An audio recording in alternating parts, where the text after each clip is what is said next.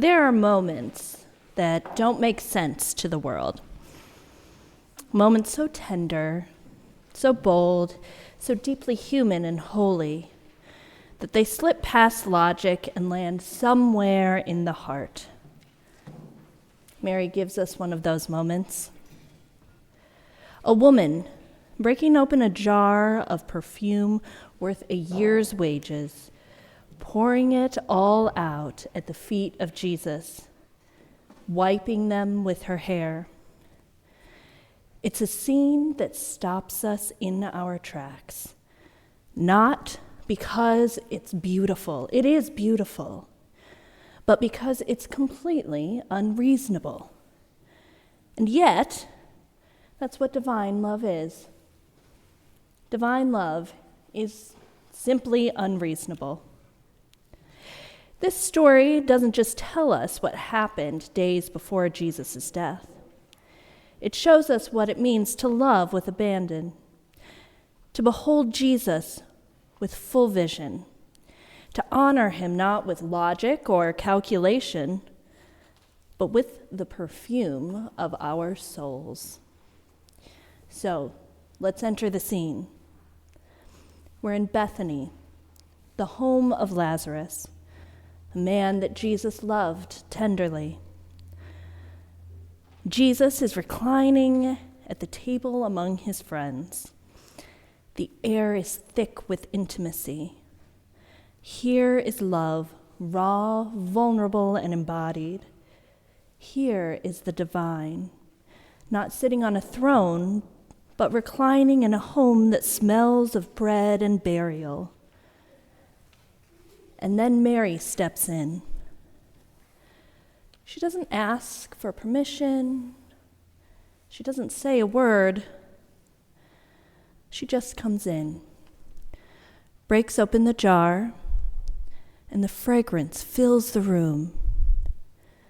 She kneels at his feet, and she lets down her long hair. It's more than an act of service. It's actually more than a ritual, and it's even more than grief. It's a wild, beautiful, deeply personal act of devotion, a prophetic sign, and an offering of the whole self. And yes, it is scandalous, because real love always is. Mary gives what others hold back. She risks being misunderstood, and she loves without restraint. She sees what others can't. She knows what is coming: death, grief, glory, and she acts not with words or arguments, but with fragrance. She reminds us real disciples smell like perfume on the floor. Now, picture the contrast. We have Judas Iscariot. On the surface, he sounds reasonable. Shouldn't the perfume have been sold and the money given to the poor? I mean, that's kind of an argument we still hear quite a bit today. But Jesus sees through it. He knows that love, true love, isn't measured in denarii. It isn't a line item in a church budget. It's something poured out without restraints in the presence of the holy. Jesus isn't saying not to care for the poor. Well, far from it. He's saying that love for the poor and love for the divine are not in competition.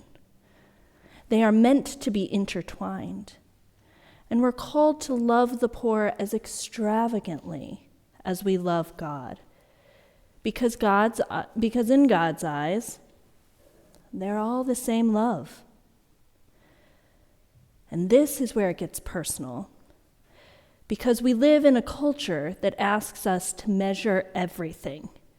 You have to be efficient and sensible, and you must justify your compassion to others.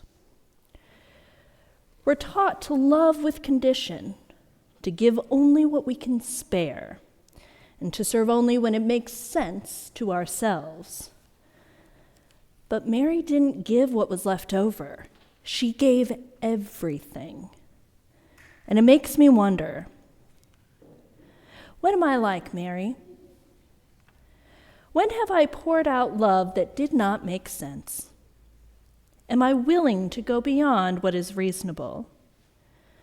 And am I willing to risk being misunderstood for the sake of loving Christ?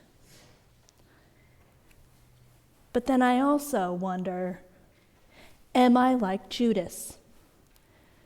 What have I hidden behind practically?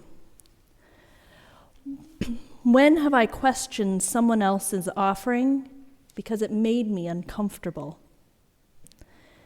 Mary shows us a different way, a way that is costly and beautiful and completely unreasonable. And this brings us to now. Jesus' world is not so different, or today's world is not so different from the world that Jesus lived in. Back then, Rome ruled through fear, wealth, and force. It silenced dissent, and it crushed those who challenged its version of order.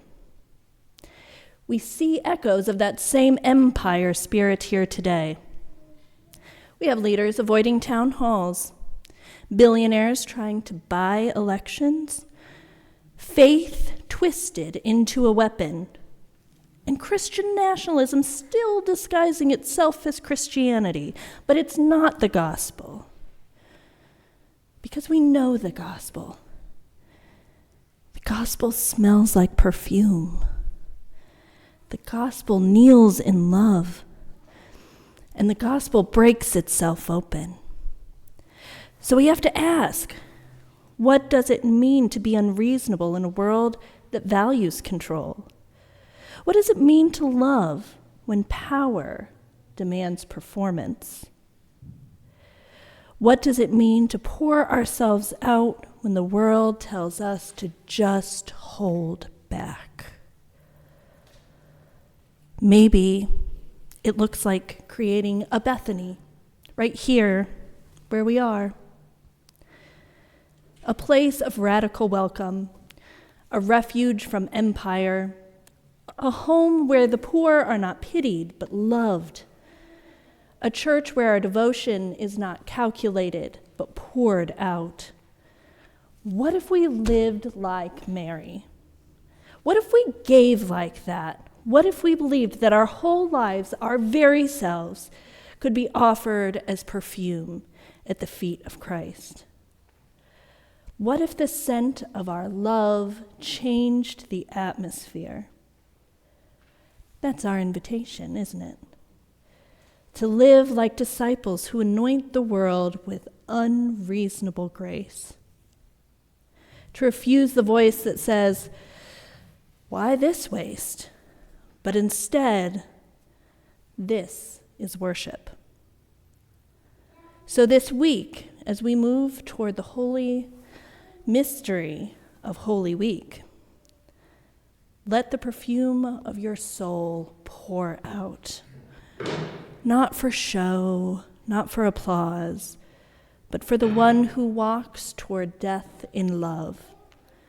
And may your offering, bold, beautiful, and scandalous, be your witness. Amen.